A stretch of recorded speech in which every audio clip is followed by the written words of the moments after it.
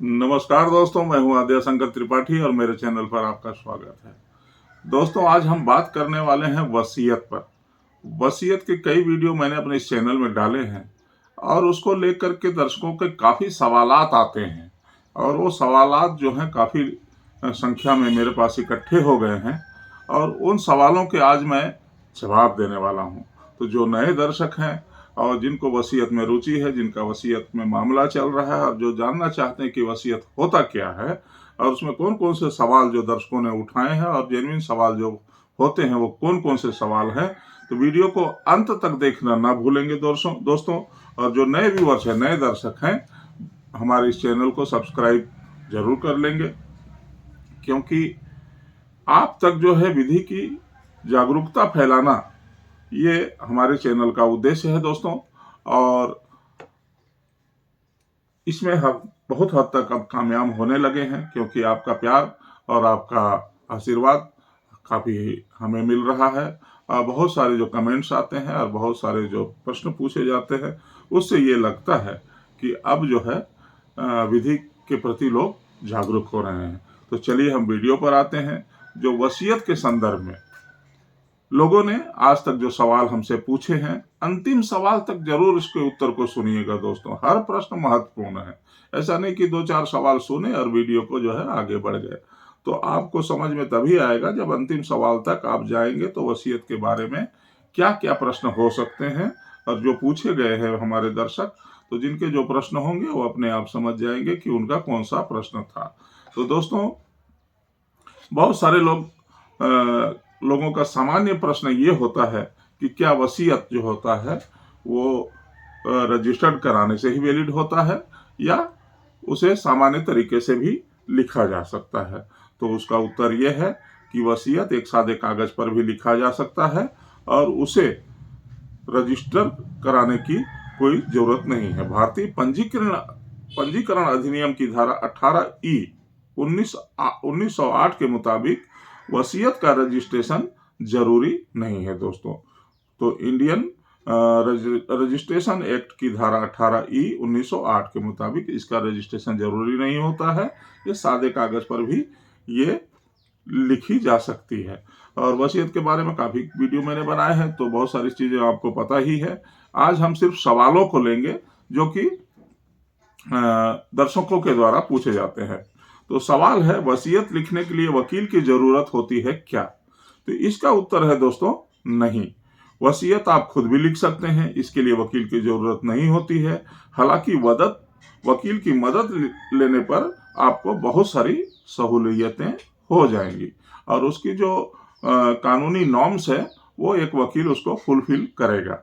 अगर वकील से करवाते हैं तो बहुत अच्छी बात है, वरना आप स्वयं भी वसीयत लिख सकते हैं। दूसरा प्रश्न है दोस्तों, वसीयत लिख कर रखें कहाँ?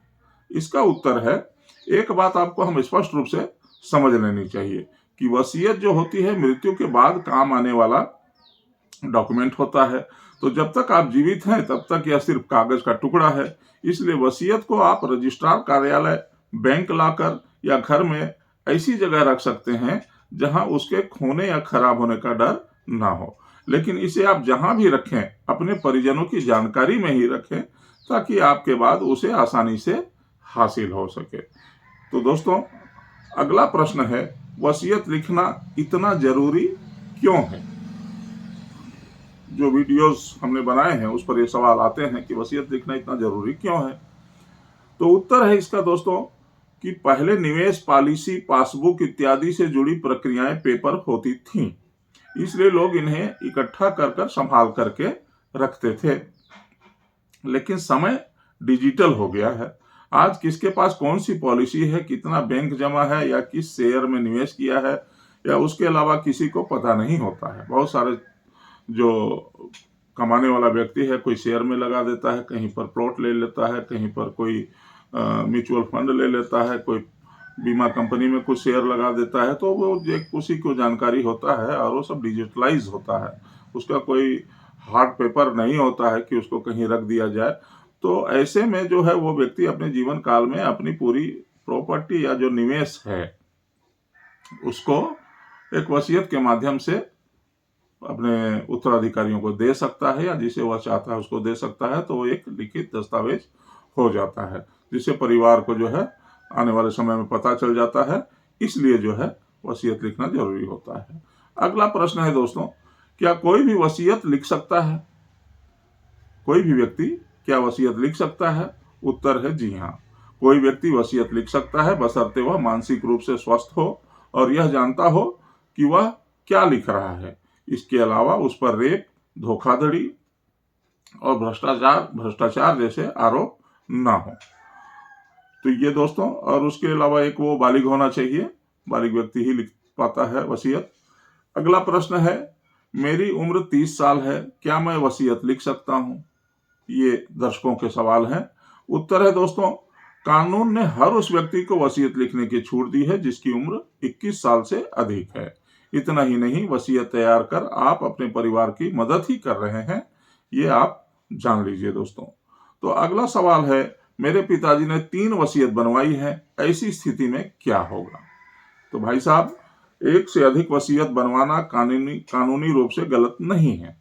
आमतौर पर संपत्ति में इजाफा होने पर लोग फिर से वसीयत बनवाते हैं, लेकिन उन्हें पूर्व की वसीयत को रद्द करना होता है। अगर 3 वसीयत बनी हुई है तो सबसे हाल की वसीयत यानी जो अंतिम वसीयत है वही वसीयत मान्य होगी। अगला प्रश्न है दोस्तों, मेरी उम्र 70 साल है, क्या मुझे अब वसीयत लिखनी चाहिए? उत्तर है बिल्कुल। हालांकि 65 साल से अधिक उम्र के व्यक्ति को एक मेडिकल सर्टिफिकेट की जरूरत होती है कि वसीयत लिखते समय वह मानसिक रूप से स्वस्थ था अथवा नहीं था। अगला, गवाहों को लेकर क्या कोई नियम है वसीयत में? उत्तर है केवल यही नियम है कि गवाहों की उम्र 18 साल से ज्यादा होनी चाहिए। इसके अलावा उन्हें वसीयत से फायदा न पहुंचता हो, यह भी ध्यान रखना चाहिए। यहाँ एक बात आपको समझनी जरूरी है कि अगर गवाह वसीयत लिखने वाले से अधिक उम्र का होगा तो उसके पहले गुजरने की संभावना ज्यादा है। ऐसे में कम उम्र के गवाह होना आपके लिए फायदे की बात होती है। तो बहुत ही महत्वपूर्ण चीज है दोस्तों, यहाँ पर आपको ध्यान रखना होगा, और जिसका ये सवाल है उसे भी ध्यान रखना होगा कि गवाह 18 साल से ऊपर का होना चाहिए और उस वसीयत में उस गवाह को कोई फायदा नहीं होना चाहिए, और वसीयत लिखने वाले का जो उम्र है उससे कम उम्र का गवाह हो तो ज्यादा फायदेमंद होगा। अगला प्रश्न है दोस्तों, अगर किसी ने वसीयत नहीं बनाई तो क्या उसकी मां को हिस्सा नहीं मिलेगा? हिंदू उत्तराधिकार अधिनियम 1956 के मुताबिक वसीयत दूसरे के नाम पर लिख देने से किसी व्यक्ति की पत्नी या मां को संपत्ति में कोई हिस्सा नहीं मिलेगा। अगर किसी दूसरे को लिख दिया है तो उसको नहीं मिलेगा, और अगर नहीं लिखा है तो मृत्यु वसीयत बनाने के पहले हो जाती है। उसकी संपत्ति पर पत्नी और बच्चों को और मां को बराबर का अधिकार मिलता है। प्रश्न है, क्या वसीयत सिर्फ संपत्ति का उत्तराधिकारी घोषित करने के लिए होती है? उत्तर, ऐसा नहीं है। वसीयत में कोई व्यक्ति यह भी लिख सकता है कि उसकी संपत्ति किसे न दी जाए। अगर किसी व्यक्ति को वसीयत में संपत्ति से बेदखल कर दिया गया है तो वह कोर्ट से भी इसे खारिज नहीं करवा सकता है। अगला प्रश्न है दोस्तों, वसीयत रजिस्टर करवाने के लिए क्या डॉक्यूमेंट चाहिए होंगे? तो उत्तर है, वसीयत को रजिस्टर करने के लिए आपको अपने दोनों गवाहों के साथ जाना होगा। इसके लिए वसीयत लिखने वाले और दोनों गवाहों को अपना पहचान पत्र और 2 पासपोर्ट साइज फोटो ले जाना जरूरी है। अगर दस्तावेज कोई हो संपत्ति से लेकर तो उसे भी आप ले जा सकते हैं। प्रश्न है, महिला की वसीयत को लेकर क्या नियम है? उत्तर है दोस्तों, पुरुष और महिला दोनों के लिए वसीयत में एक ही नियम है। पुरुष की तरह महिला भी अपनी वसीयत में किसी को भी संपत्ति का मालिकाना हक दे सकती है। बिना वसीयत बनाए अगर विवाहित महिला की मृत्यु हो जाती है तो उसके पति और बच्चों में संपत्ति बराबर बढ़ जाती है। वही अगर अविवाहित महिला की मृत्यु बिना वसीयत बनाए हो जाए तो उसके पिता को संपत्ति का हक मिल जाता है। अगर पिता ना हो तो माँ और भाई बहनों में संपत्ति बढ़ जाती है। अगला प्रश्न है दोस्तों, क्या वसीयत को कोर्ट में चैलेंज नहीं किया जा सकता है? बिल्कुल भी किया जा सकता है, लेकिन इसे चुनौती देने का पुख्ता आधार होना चाहिए। जैसे वसीयत जबरन बनवाई गई हो, या लिखने वाला मानसिक तौर पर कमजोर हो, या दस्तखत करने वाले को यह न पता हो कि वह साइन कहाँ कर रहा है। तो ऐसे बहुत सारे कारण हैं।